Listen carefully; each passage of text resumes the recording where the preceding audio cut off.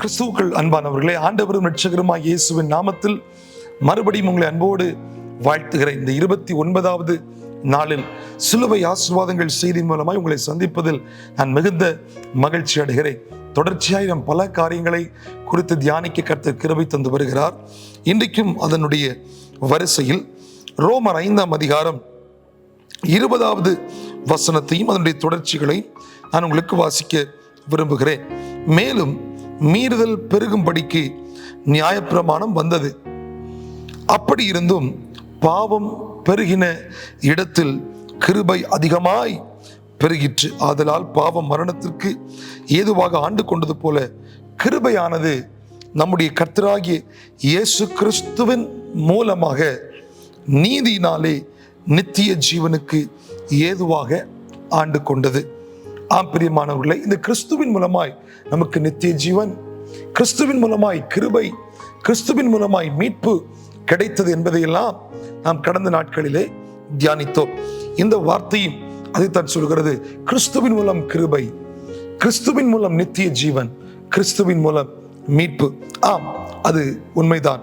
பிரியமானவர்களே, இந்த வார்த்தை சொல்லும் பொழுது இங்கே கிருபை தேவன் நமக்கு பெருக பண்ணுகிறார். அது தொடர்ச்சியாக அது வாசிக்கும் பொழுது இந்த வார்த்தை இவனமாய் வருகிறது.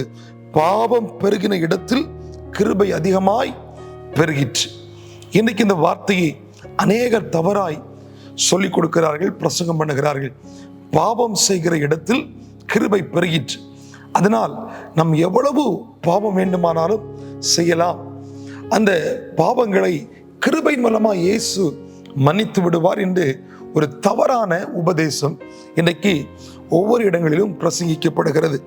ஆனால் இந்த வார்த்தையை இப்படியாக அர்த்தம் கொள்வதற்கு இந்த வார்த்தை சொல்லப்படவில்லை. எங்கே பாவங்கள் இருக்கிறதோ அங்கே தேவனுடைய கிருபை வருகிறதுனால் அந்த ஜனங்கள் பாவத்திலிருந்து மன்னிக்கப்பட்டு அவர்கள் பரலோகத்திற்கும் நித்திய ஜீவனுக்கும் சேர்க்கப்படும்படியான அந்த கிருபையை வழி பெறுகிறார்கள் என்பதுதான் இதனுடைய அர்த்தம். 6ஆம் அதிகாரம் 1ஆம் வசனம் சொல்லுகிறது, ஆகையால் என்ன சொல்லுவோம்? கிருபை பெருகும்படிக்கு பாவத்திலே நிலைத்து நிற்கலாம் என்று சொல்லுவோமோ? கூடாதே. அப்படின்னா பாவம் பெருகிற இடத்தில் கிருபை பெருகிக்கொண்டே இருக்கிறதுனால் நாமும் பாவம் செய்து கொண்டே இருக்கலாமோ? இல்லை, கூடாதே. அப்படி வேதம் எச்சரிக்கிறது. ஆம் பிரியமானவர்களே, இதே வேதம் தான் சொல்கிறது, அடிக்கடி கடிந்து கொள்ளப்பட்டும் தன் பிடரியை கடினப்படுத்துகிறவன் சகாயமின்றி சடுதியிலே நாசமடைவான். ஒரு முறை பாவம் செய்யும் பொழுது நமக்கு கிருபை பெருகி வருகிறது. ஆனால் மறுபடியும் இந்த கிருபையை நாம் வைத்து, அதை நாம் ஆதாரமாய் வைத்து, இந்த வார்த்தையை நாம் தவறாய் புரிந்து கொண்டு பாவம் செய்தால் கிருபை பெருகிக் கொண்டே இருக்கும் என்று நாம் தவறாய் உணர்ந்து புரிந்து கொண்டு மறுபடியும் இந்த கிருபையை நாம் தவறாய் பயன்படுத்தி பாவத்திற்குள்ளே நாம் ஓடிக்கொண்டிருப்போமானால் சடுதியிலே ஒரு நாள் நாம் நாசமடைய வேண்டிய நிலைமை வந்துவிடும் என்பதை வேதம் நமக்கு எச்சரிக்கிறது. ஆகையால் ஒரு முறை நாம் பாவம் செய்யும் பொழுது கிருபை கிடைக்கிறது. அந்த கிருபையினாலே நம்மை பரிசுத்தமாக்கி கொள்ள வேண்டும். அந்த கிருபையினாலே நம்மை நீதிமானாய் மாற்றிக்கொள்ள வேண்டும். அந்த கிருபையினாலே நித்திய ஜீவனுக்குரிய வழியை நாம் தேடி பார்த்து கொள்ள வேண்டும். அந்த கிருபையினாலே இயேசுவோடு ஒப்புரவாகிவிட வேண்டும்.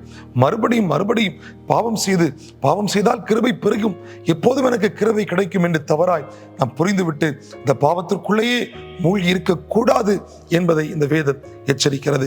இந்த வார்த்தையின் மூலமாய் நீங்களும் ஜீவிப்பதற்கு ஆயத்தமாகுங்கள். இந்த வார்த்தையின்படியாய் ஜீவிப்பதற்கு ஒவ்வொரு நாளும் பிரயாசப்படுங்கள்.